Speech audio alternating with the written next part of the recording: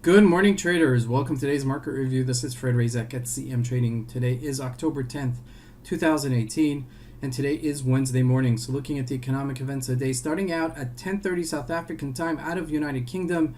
Monthly GDP numbers coming out. Now, this is the first economic news that we've had for the week. I'm not sure that this is going to affect the GBP too much. We'll take a look at that in just a moment. And then later today at 2:30 South African time out of United States, monthly PPI numbers. Now that's an inflationary report number. That may be quite important, and we'll take a look at that as well in just a moment. But just a few points before we do our chart work.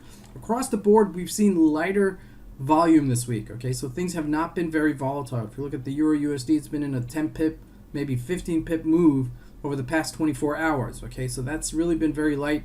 GBP continues to flex its muscles on the upside, still strong. We'll take a look at that in just a moment. And that's really been the only one that's been very volatile. Okay, almost across the board, we've seen very light volume. Indices, commodities, etc.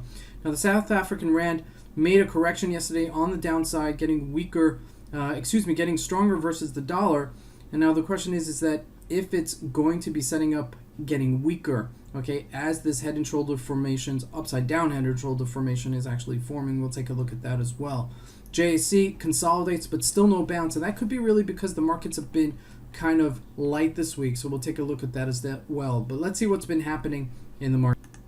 So we're taking a look here at the Euro USD, and as you can see, we've been in a really tight range right here. We're just selling off right now 115.09, and now if we do break this 1497-ish level, we could see a correction down to the 1473-ish level. Okay, but altogether, this has really been very, very quiet. Okay, after we've had this massive correction on the downside, down to 114.14-ish level, 113 touching, we haven't really seen much, upside momentum, and it just looks still very weak. When we compare it to some of the other currency pairs, it looks still very weak. So, altogether, I do believe that we'll see, further down trending here.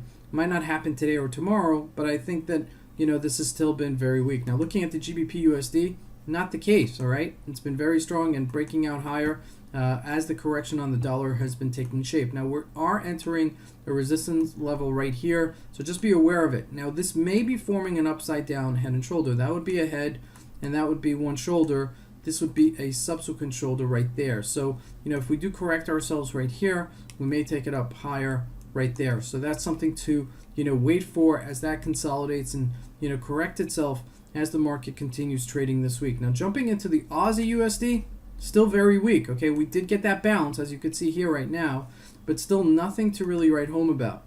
All right, so altogether for the year, we've been down all close to yearly lows, and we're just bouncing here right now. 71.90 is your next resistance level. Okay, so if we do see that, it may exhaust itself, this little rally down to 71.67-ish level just before we hit there, and that would be my first resistance level.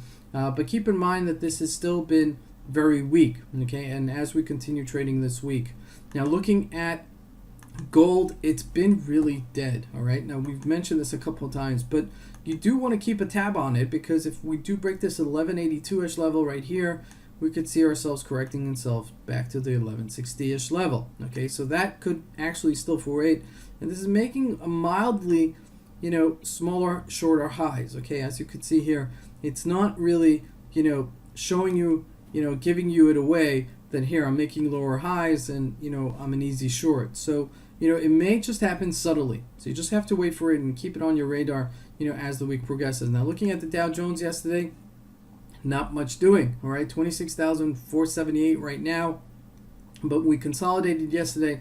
Now, this may be like a run up to our next rally. Okay, that would be a bull flag as we, sold off a little bit, but continue to go on the upside. Now, that might not happen, but you got to keep your finger on the pulse to see what's been happening. Okay, now looking at Apple, and this is one that we're looking at quite sharply, 226 is where we're settling.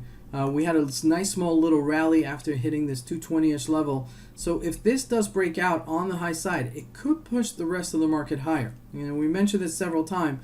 And if we look at NASDAQ also bounced a little bit yesterday, but again, nothing to write home about. If we look at a daily chart, an hour, 4-hour chart, that's not such an easy chart to look at. Let's just see if we can, make it a little bit better. We can make it a little bit better. 4-hour chart, we still sold off quite sharply. Let's see if we can make it better. There we go. All right, 74.05 is where we're holding right now. So the question is that we're 300 points off of our all-time highs. Now, all the bellwethers in the NASDAQ have to, show some strength. That includes Amazon, includes Facebook, it includes Apple as well, and some Microsoft also. We're not seeing that. Okay, Amazon looking like it broke down, okay, and finally consolidated yesterday. 1132 capitulated and then bounced to 1868. But it's got to break out higher for us to have that conviction that it's gonna continue that breakout. If we look at Tesla is not strong, okay, and it just looks like it's flirting with disaster here at support level. If you look at a weekly chart, you could really appreciate the ridiculous volatility that we've had. I mean, yesterday we traded in a 10-point range, bouncing off of this low. All right, so they want to really keep this not breaking down below this 226-ish level, and that's really important. 225. If it does break around this area, we could definitely go see it back in the high $100 range. Okay, so still very volatile, and the markets are still light volume. So just be aware of that. So the two things you want to keep an eye out for today is increased volume, increased volatility in the market to see if euro is going to give us any sort of indication which way it's going to go today, and then that's going to give us an impetus for tomorrow and leading into the rest of the week. This is Fred Razak. I want to wish you guys a great trading day. Thank you.